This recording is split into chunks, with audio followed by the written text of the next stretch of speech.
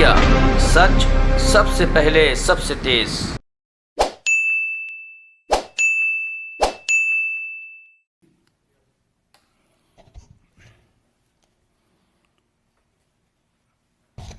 सभी पत्रकार बंधुओं को मेरा नमस्कार। Very good morning to all. आज की ये प्रेस वार्ता एक ऐसे बिंदु पे है जहां पे ये बताना बड़ा आवश्यक हो गया है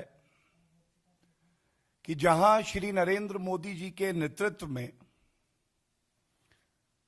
केंद्र सरकार भारत की जनता को सुरक्षा कवच दे रही है वैक्सीन के तौर पर, वहीं दूसरी तरफ कांग्रेस पार्टी खासकर और कुछ विपक्षी दल हैं जो नहीं चाहते कि भारत कोविड को परास्त करे। आज 3 घंटे पहले श्री राहुल गांधी जी का एक ट्वीट आया और इस ट्वीट में लिखा है, जुलाई आ गया है, वैक्सीन नहीं आई। जुलाई आ गया है, वैक्सीन नहीं आई। ये ट्वीट देख के किसी भी देशवासी को बहुत ही दुख होगा, और दुख इसलिए होगा कि जो आंकड़े आपके सामने हम प्रस्तुत करने जा रहे हैं वो तो कुछ और ही बयां करते हैं। वो तो दिखाते हैं कि किस तरह से केंद्र सरकार ने युद्ध स्तर पे भारत के नागरिकों को वैक्सीन लगाई है, एक सुरक्षा कवच दिया है। राहुल गांधी जी, जनवरी आया, फरवरी आया, मार्च, अप्रैल, मई, जून, जुलाई आया, लेकिन सद्बुद्धि कब आएगी आप में? कब वो राजनीतिक परिपक्वता आएगी कि आप समझेंगे कि विपक्ष की भूमिका भी सकारात्मक हो सकती है? और ये जग जाहिर है कि आपको एक लालसा, एक लालच है कि सत्ता का सुख मैं भोगूं। देश के यशस्वी प्रधानमंत्री श्री नरेंद्र मोदी जी से आपको नफरत भी है, लेकिन आज सवाल यह है कि देश की जनता से नफरत क्यों? यह नफरत का मोतियाबिंद जो आपको हो रखा है, यह आपको सत्य से दूर क्यों कर देता है? आप सच्चाई देखना नहीं चाहते हैं या भ्रम फैलाना ही आज आपकी कांग्रेस पार्टी की अघोषित नीति है?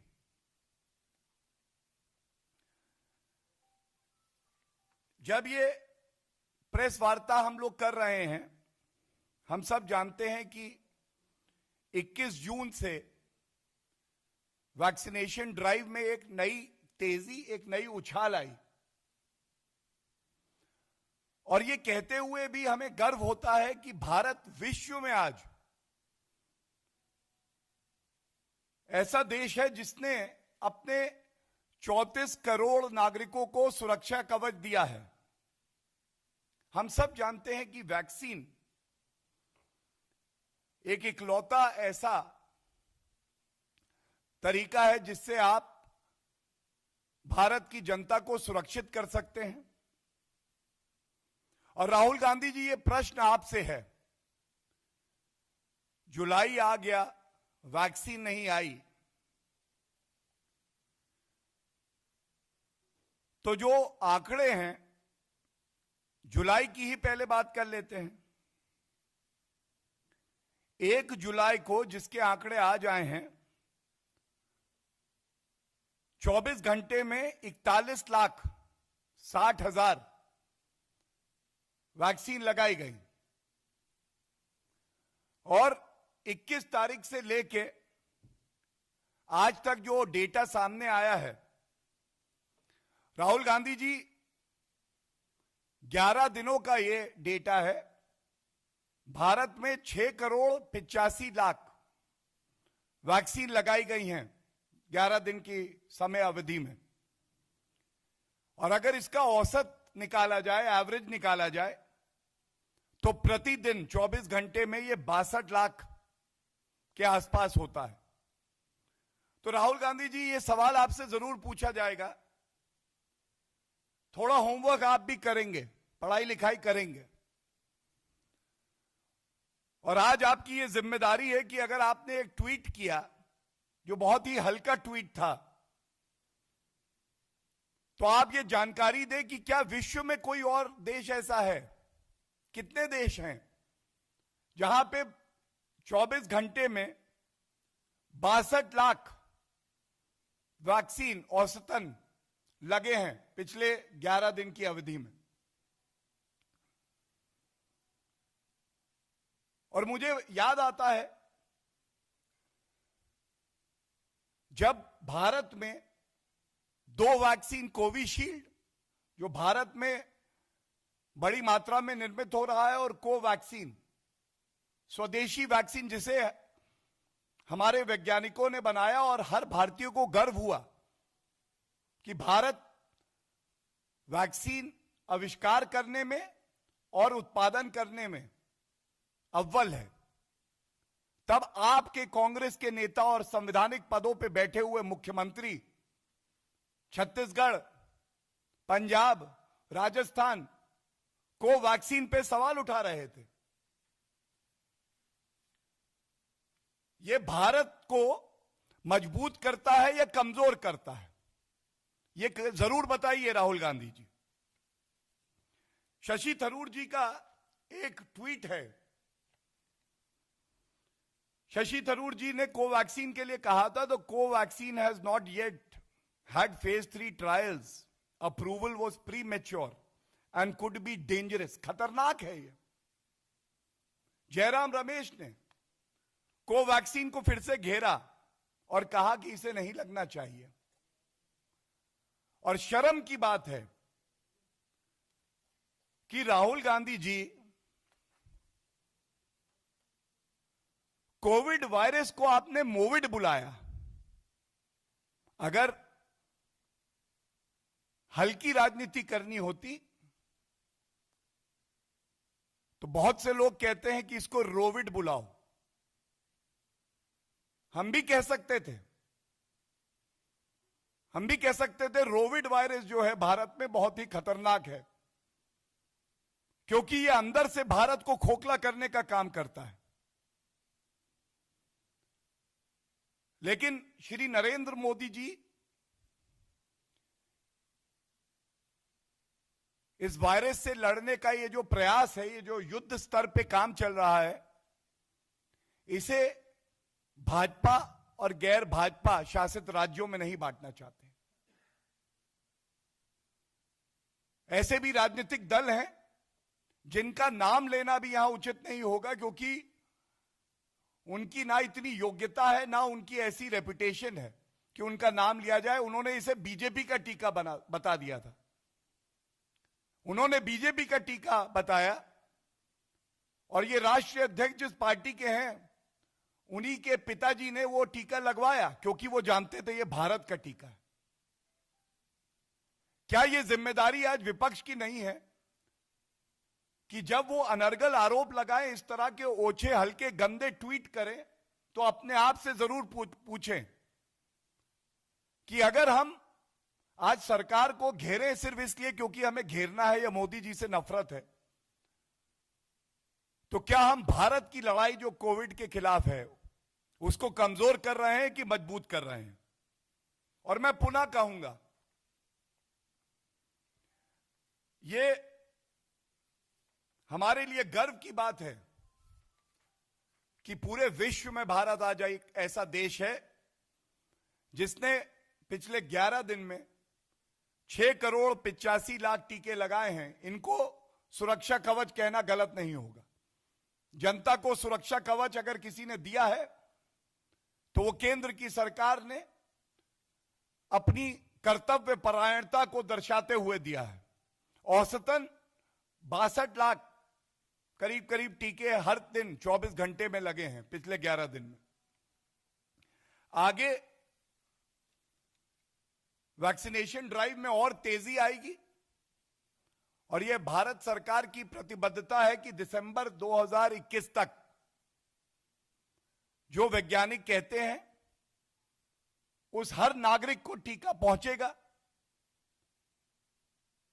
पूरा उत्पादन जो है वो 216 करोड़ टीकों का होगा और इससे भारत बड़ी मजबूती से सुनिश्चित करेगा कि हम कोविड को परास्त करें। एक डेटा और दे रहा हूं। शुरुआत करते हैं उस देश से जिससे बड़ा प्यार है राहुल गांधी जी को। पिछले 16 महीने में हर दिन, हर घंटे, हर सेकंड केवल और केवल भारत के नागरिकों की चिंता श्री नरेंद्र मोदी जी, स्वास्थ्य मंत्री हर्षवर्धन जी, सभी मंत्रियों ने नागरिकों की करी है। लेकिन इस समय में विदेश यात्रा पे भी आप गए हैं राहुल जी, और यह आंकड़ा खासकर आपके लिए है। भारत ने लगाई हैं 34 करोड़ डोजेज अभी तक। अमेरिका, जिसको एक विकसित देश कहते हैं, जिनके पास अपनी पर्याप्त मात्रा से ज्यादा रिसोर्सेज हैं, उन्होंने 32 करोड़ 60 लाख टीके लगाए हैं। जर्मनी ने 7 करोड़ 37 लाख टीके लगाए हैं। कनाडा ने 3 करोड़ 73 लाख टीके लगाए हैं। रूस ने 4 करोड़। इटली का बड़ा ध्यान है, चिंता है आपको, 5 करोड़ 10 लाख। ऑस्ट्रेलिया 76 लाख। जापान 4 करोड़ 50 लाख। ये आंकड़े इसलिए प्रस्तुत किए जा रहे हैं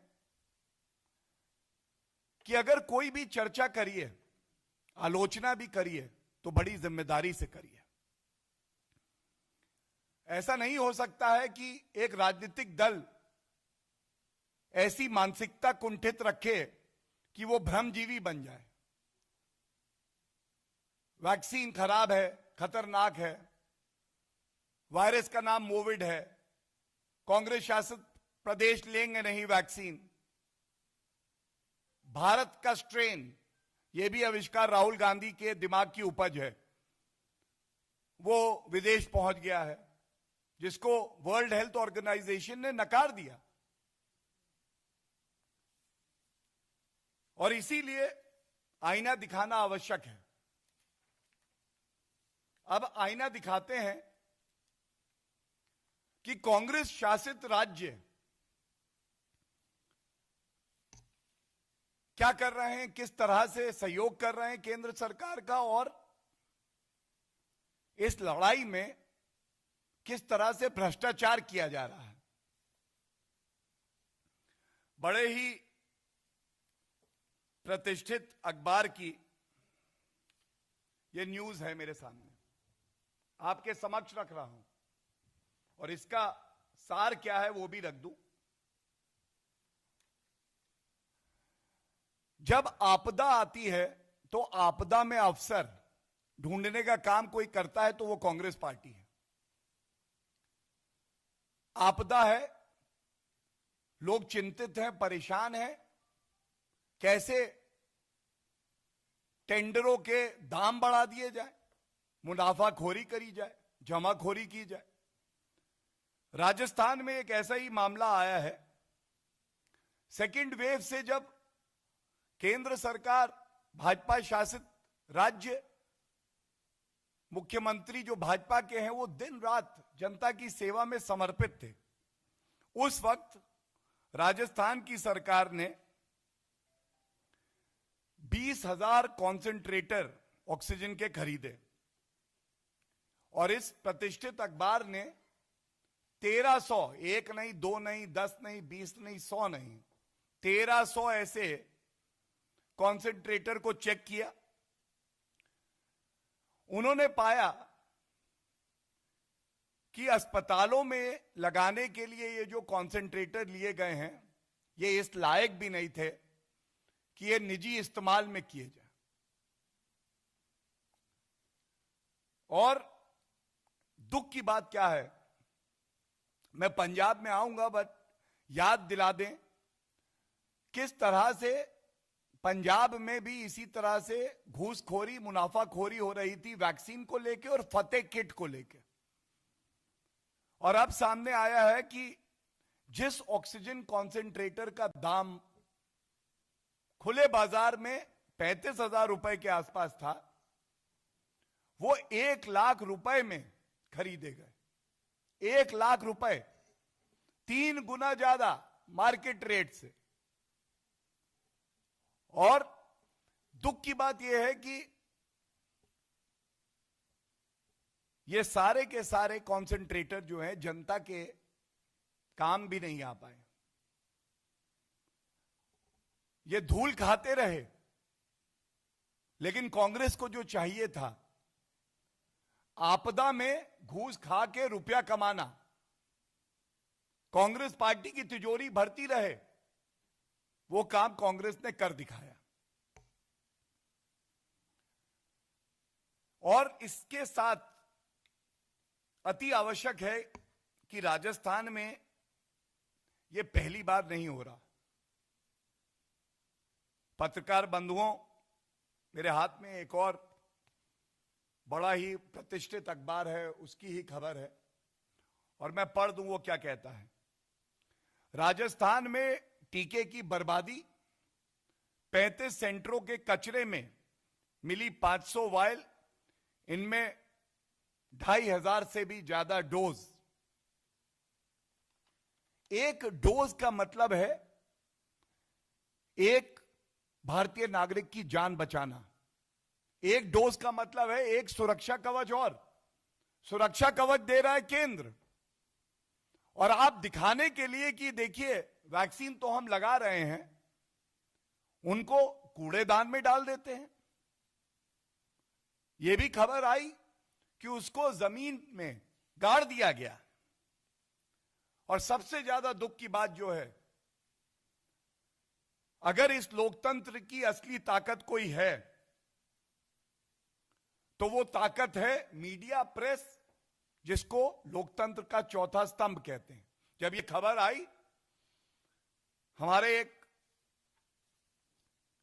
वीर पत्रकार बंधु ने इसको उजागर किया, तो उसको मंत्री ने राजस्थान के धमकी दी कि ऐसे ना करना, समझा देंगे तुमको। एक तो चोरी, ऊपर से सीना चोरी।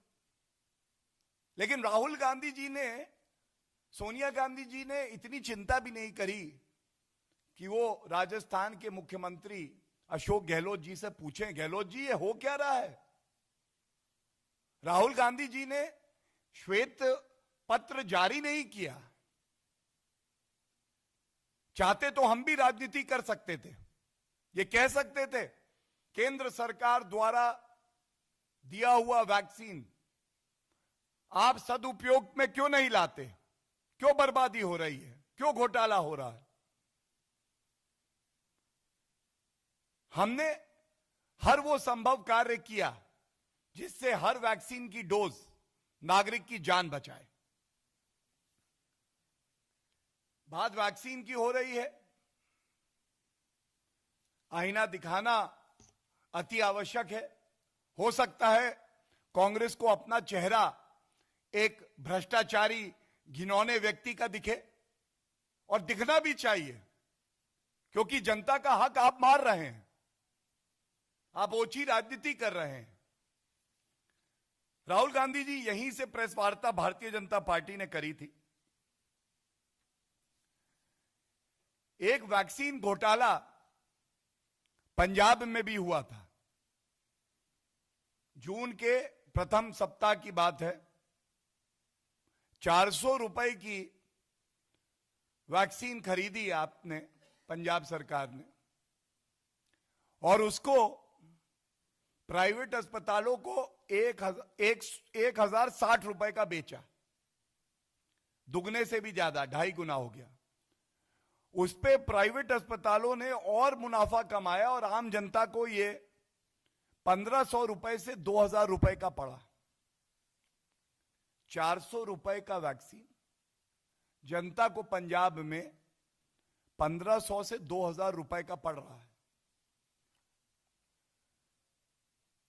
जनवरी आया, फरवरी, मार्च, अप्रैल, मई, जून, जुलाई, सद्बुद्धि क्यों नहीं आई? जून जुलाई आप बोले क्यों नहीं राहुल गांधी जी? सोनिया गांधी जी को कष्ट और पीड़ा क्यों नहीं हुई? भ्रष्टाचार कर रहे हैं आप। हमारे भाई बहनों के लिए जो सुरक्षा कवच है उससे आपकी तिजोरी भरी जाए, यह कतई बर्दाश्त नहीं होगा मिस्टर राहुल गांधी। और सबसे ज्यादा दुख की बात यह है, ये जो पंजाब का वैक्सीन घोटाला है, इसमें चीफ सेक्रेटरी पंजाब अपने अधिकृत ट्विटर हैंडल से ट्वीट करती हैं कि नागरिकों जाओ प्राइवेट अस्पतालों में, तो हमने वैक्सीन दे दिया है, जल्दी लगवाइए। सरकार निकम्मी निठल्ली रहेगी पंजाब की। प्राइवेट अस्पतालों में आप 1,500 रुपए से लेकर 2,000 रुपए का वैक्सीन लगवाओ, कमीशन वापस आ जाएगी कांग्रेस के पास। बात हो गई राजस्थान की, बात हो गई पंजाब की। महाराष्ट्र पीछे नहीं रह सकता। महाराष्ट्र में तो घोषित वसूली सरकार है, वसूली तो वहां होनी ही होनी है। और भ्रष्टाचार के एक मामले का खुलासा हुआ है। जो महाराष्ट्र स्टेट माइनिंग कॉरपोरेशन है, इसने एक अलॉटमेंट किया है टेंडर का, और जिसको किया है वो योग्य नहीं था, और जो क्राइटेरिया था, जो मानक थे, उसको पूरा भी नहीं करता था। और विचित्र महावसूली अघाड़ी है महाराष्ट्र में। सत्ता में कांग्रेस भी साथ में है, और कांग्रेस के ही नेता, महाराष्ट्र कांग्रेस के प्रमुख नाना पटोले कह रहे हैं भ्रष्टाचार हुआ है। ऐसा लगता है कि शायद जो घूसखोरी और कमीशन महाराष्ट्र सरकार ने खाई है, उसमें भ्रष्टाचारी कांग्रेस को उसका हिस्सा नहीं मिला इस बार। एक सवाल भी पूछ लेते हैं, नाना पटोले जी, अगर आप ये आरोप लगा रहे हैं कि उद्धव ठाकरे जी की सरकार भ्रष्टाचार कर रही है, गलत टेंडर दिए जा रहे हैं, खनन माफियाओं के साथ उनका तार जुड़ा है, ऐसी भी क्या मजबूरी है कि सत्ता में बने ही रहना है? क्या आप ये मान रहे हैं कि आपकी नाक के नीचे भ्रष्टाचार होगा, लेकिन समर्थन तो आप देंगे, सरकार में तो आप बने रहेंगे? लेकिन ठीक भी है, कांग्रेस पार्टी है, भ्रष्टाचार के ऑक्सीजन से ही इनके फेफड़े फूलते हैं, और इसीलिए बात कमीशन की फिर से आ जाती है, वसूली की फिर से आ जाती है। और बड़े दुख से मैं एक बात कह दूं, एक श्वेत पत्र राहुल गांधी जी, मिस्टर राहुल गांधी, महाराष्ट्र के लिए जरूर बनाइएगा, और इसकी वजह मैं बता दूं। महाराष्ट्र वो प्रदेश है जहां पे दुखद 1,25,397 दुखद मौतें कोविड से हुई हैं। और यह इसलिए बड़ा पीड़ाजनक है कि महाराष्ट्र में सरकार महाविकास आघाड़ी की हो सकती है, लेकिन हर वो नागरिक जो आज महाराष्ट्र में है, जो श्री नरेंद्र मोदी जी से उम्मीद करता है, और श्री नरेंद्र मोदी जी उसकी उम्मीद पे खरे उतरते हैं, वैक्सीन भिजवाते हैं, वेंटिलेटर भिजवाते हैं, दवाइयां भिजवाते हैं, उसके बाद अगर दुखद मौत होती है तो वो भाई वो बहन हमारा भाई बहन भी है। और ऐसा क्यों है? सोनिया गांधी जी, जब आपसे सवाल पूछा गया महाराष्ट्र पे, तो आपने कहा I am very satisfied with the progress that has been made in Maharashtra. 1,25,397 दुखद मौतें हो जाती हैं, and Shrimati Sonia Gandhi ji is very satisfied with the work that has been undertaken by the Maharashtra government. And I will never forget the unfortunate comment of Mr. Rahul Gandhi, who has been reduced to a Twitter leader, who is never on field. He was asked a very pointed question by the journalist. Why are things so dismal in Maharashtra? And he very proudly said, I am not on the driving seat. मैं driving seat पे नहीं हूं, इसलिए महाराष्ट्र में यह हालत है। राहुल गांधी जी, आप सरकार का हिस्सा हैं, अंदर से समर्थन दे रहे हैं, क्या यह शोभा देता है आपको? आप कहें मैं ड्राइविंग सीट पे नहीं हूं। स्वर्गीय श्रद्धेय अरुण जेटली जी ने अपने एक लेख में राहुल गांधी को क्लाउन प्रिंस बताया था, और वाकई आज ऐसा लगता है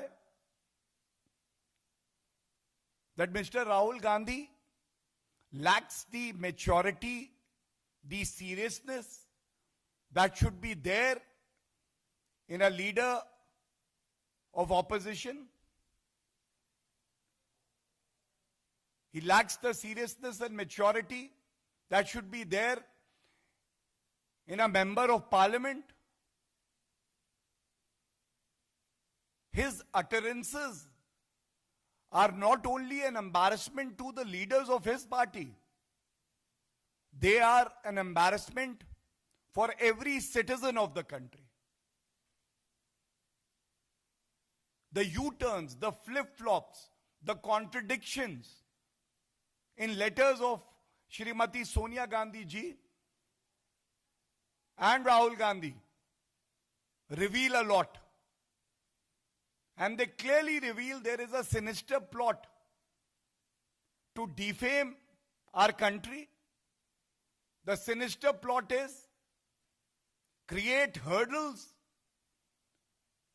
in the smooth functioning of the central government, spread propaganda, and never substantiate any of your charges with any facts. And that is why today's press conference is most important. Because when Bharatiya Janata Party speaks, it speaks with numbers, with facts, and with honesty. And this goes out as a challenge to Mr. Rahul Gandhi. When you say July आ गया, vaccine नहीं आई, लोग ये भी कहते हैं 51 जुलाई आए, परिपक्वता क्यों नहीं आई, समझदारी क्यों नहीं आई, जिम्मेदारी क्यों नहीं आई? Thank you. किसी के प्रश्न हो तो वो प्रश्न please. So basically, AIMIM has tweeted out a video, and they have also put out a clipping of Mr. Owaisi making an appeal to people that this time we won't let Yogi Adityanath come to power again. Now, many are seeing it as a religious appeal, rather a political appeal. How would you like to react to it, sir? Your question is not on today's press conference directly, but I'll still, in a line, endeavor to answer it. Everyone in a democracy has the right to field their candidates, to participate in the festival of our democracy, which is called the elections. However,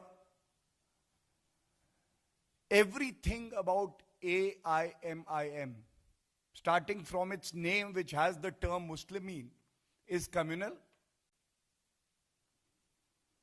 And there has been a sea change in Uttar Pradesh since the time Yogi Adityanath ji took charge and has been serving the people of Uttar Pradesh with utmost sincerity. We see development in Uttar Pradesh, which was missing in the earlier governments of Samajwadi Party and BSP. We have seen how law and order has drastically improved, not just improved, drastically improved.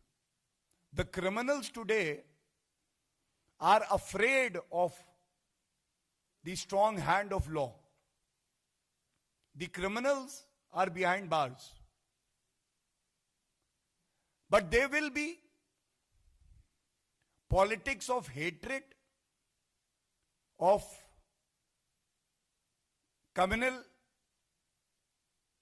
in nature, by not just AIMIM, but by parties like Samajwadi Party, by the Congress.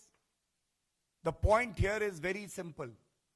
Bharatiya Janata Party firmly believes sabka saath, sabka vikas, sabka vishwas. Religion of a person will not determine the nature of the policy that will be implemented by the BJP government, be it the center or the state of Uttar Pradesh. And in the end, it was disgraceful that the erstwhile Samajwadi Party government made a proclamation, made an announcement in their manifesto that we will release even accused persons who have been charged with serious crimes of terrorism if they belong to a particular community. We will give assistance to young girls, and every young girl is entitled to get all the benefit from the government. But you cannot have a discriminatory policy that a girl will get scholarship or assistance from the state government on the basis of her religion. And this is all part of their manifesto. I speak with some responsibility. The people of Uttar Pradesh have full faith in the dynamic leadership of Yogi Adityanath ji, and we are very sure we will again form the government in Uttar Pradesh, and this time even with more seats. Thank you.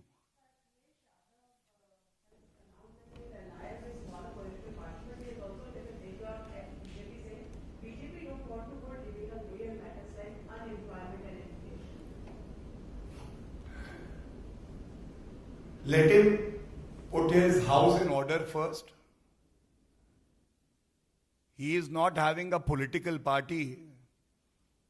It's a Parivar party.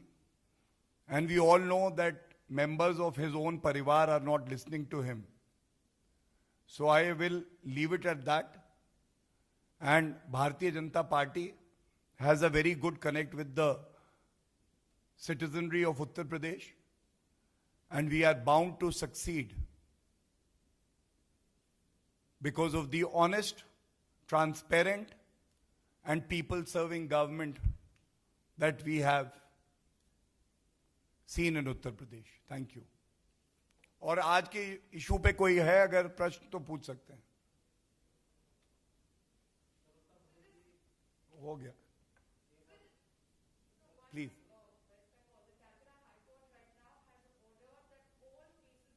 For violence have to be registered and investigated, or victims have to be given medical treatment and ration as well. This is the interim order coming from the Calcutta High Court. This would be the final question for the state of West Bengal. It seems that state-sponsored violence has become the rule there. And you asked a very pertinent question. Being a lawyer myself, I will only tell you that when a heinous crime is committed, as per the Criminal Procedure Code, as well as the Supreme Court judgment in the Lalita Kumari case, FIR needs to be registered mandatorily. The violence was being perpetrated by anti-social elements having their connect with the TMC, and thus police also was being pressurized not to register cases. The very fact that 5 judges bench of the Honorable Calcutta High Court is hearing this matter shows how Constitution of our country has been butchered by the Chief Minister Mamata Banerjee. And in a country or state governed by rule of law, by the Constitution, there is no such place for anarchism which Mamata Banerjee has shown.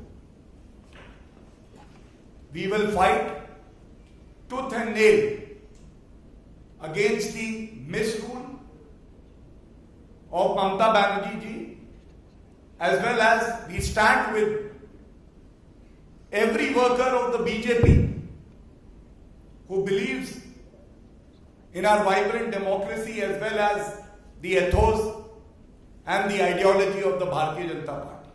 Thank you.